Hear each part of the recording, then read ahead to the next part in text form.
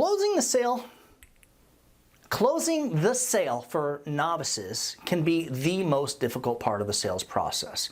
And we're talking like more difficult than calling to book up your day with appointments, more difficult than door knocking the leads, and even harder than making an amazing sales presentation.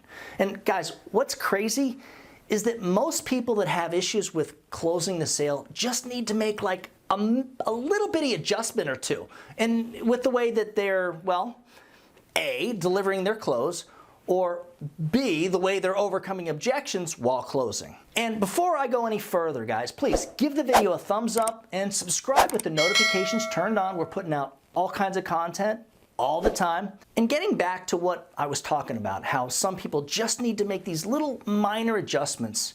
Well, here's an example. When I sold mortgage protection as a Hartford life insurance agent, we were required to come into the office pretty much every day, like Monday through Friday, for at least 2 or 3 hours so that we could run through our leads and set up a couple of appointments. Now, some of the agents would follow the script and deal with objections exactly the way they were taught to. Meanwhile, other agents would have all kinds of issues with following the script. Another example would be like when we would read through the appointment setting script and it was time to set the appointment, we were taught to use an extremely highly suggestive phrase. And this is something I still use today, and I still teach all of our agents to use because it is just that strong and suggestive. You say, "Okay, Jerry, I have an opening tomorrow at 6:30 p.m. How's that with you? Okay?" I'll say it again. "Okay, Jerry, I have an opening tomorrow at 6:30 p.m. How's that with you? Okay?" It's as if I'm putting the words yes and okay into their mouth. On phone days, I noticed that all the better agents use this phrase word for word, and the agents that had the issues all seemed to stumble on it and would say something a little different like, "Okay, Jerry, I have an opening tomorrow at 6:30. Is that okay with you?" When you go from making a statement that is designed to put the word yes in someone's mouth and you change it to asking a question that they can easily say no to, well, what do you think's gonna happen? With that being said, I'm gonna share 3 simple steps for closing the sale coming up after this.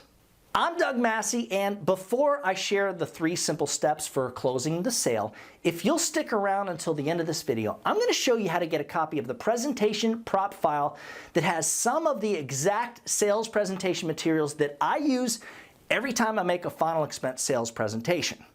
So let's get back to step 1. You want to have the close down tight. And guys, whether it is your very first presentation or it's like your 1000th presentation, it is extremely important for you to flow. Your close has to flow smoothly. The presentation should, but the close has to.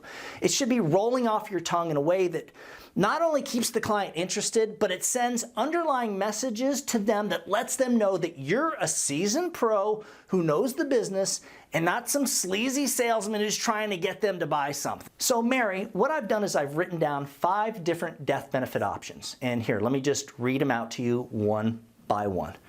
And once I've done that, and generally, Mary, what I do is I recommend to my clients, if you can absolutely afford and you know you need that top option, but like I said, you got to be able to afford it, and it's not an issue, then great. I say we go for it. But again, the last thing that I want is to convince you to maybe bite off more than you can chew. We don't want you making a few payments and canceling later because that's not going to do anything for your daughter. You're going to be back exactly where you're at now. The good thing about whole life insurance is that you can always start with one of the other options. It doesn't always have to be the top option. And later on, we can always come back and revisit adding to your insurance. So of the 5 options, which can you afford each month? Step 2, guys, you got to be prepared to overcome objections and know how to do a price drop close. When it comes down to it, guys, there's usually 2 main reasons that people give objections while you're closing the sale. It always comes down to money, the cost of the insurance, or trust. They just don't feel comfortable enough with you. Now, this is when you want to either kind of step backwards and rebuild rapport, or you show a lower priced option and do what professionals in the sales industry do, which is called a price drop close. And guys, in a lot of cases, you might even need to do both. You should have your canned responses ready to go. In other words, you should know exactly how you're going to do this, what you're going to say.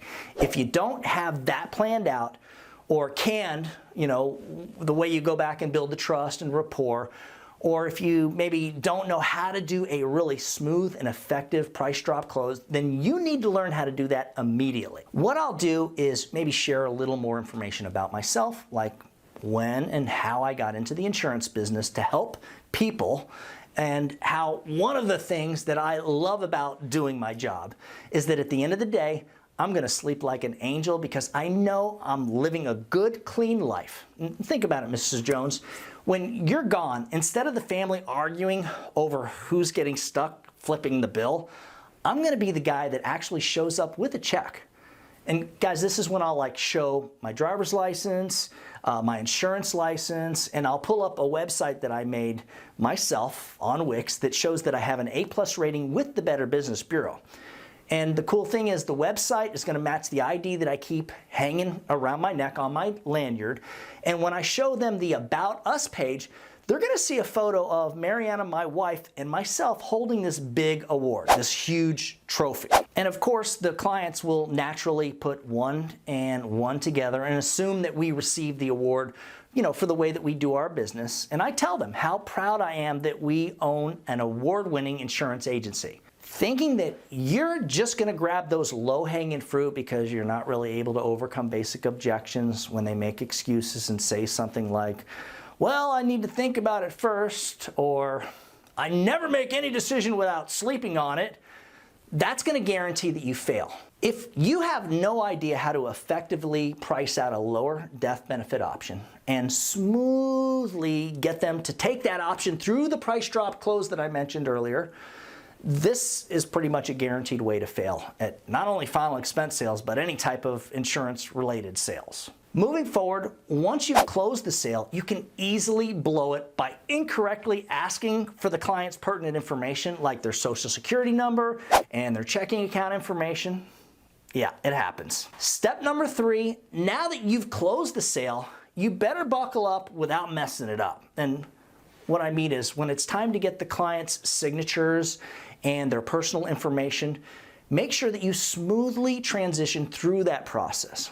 I like to do everything in exactly the same order every single time I close. And the way I do it, first I tell the client, go ahead and grab your ID or driver's license. Then I say, and what's your social? And then I'll say, can you please spell your daughter's full name, or whoever the beneficiary's name is? And then I tell them to please sign here and here.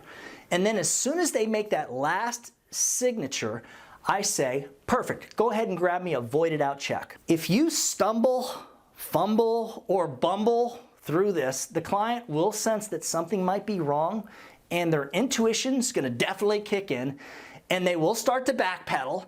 And once this happens, guys, you've just lost an easy laydown sale. There's no coming back. There's no recovery. You're done. All the trust you've built and hard work you've done to get you in front of this buyer and get you through this presentation has all gone right out the window. Guys, I've been through it. I've had it happen. There were plenty of times when I would be driving home from an appointment thinking, what happened? I had the sale, then they changed their mind. Guys, if this sounds familiar, the client didn't change your mind. You did something to make them change their mind. When I first got into sales, part of the learning curve was to record myself, and this is very smart stuff, and then listen to the presentation while either driving home or on the way to the next appointment. My best advice is to record yourself, and I don't care if you're a seasoned agent, no, especially if you're a seasoned agent, or if you're brand new to selling life insurance or other insurance products. Make sure to record yourself in the home during the sales presentation. And when you get out to the car, when you split, whether you close the sale or not, listen to what you're saying. Just listen to it and learn, learn, learn. It doesn't matter how good you are or think you are, you're definitely going to hear something that you don't like, but you'll be able to change that.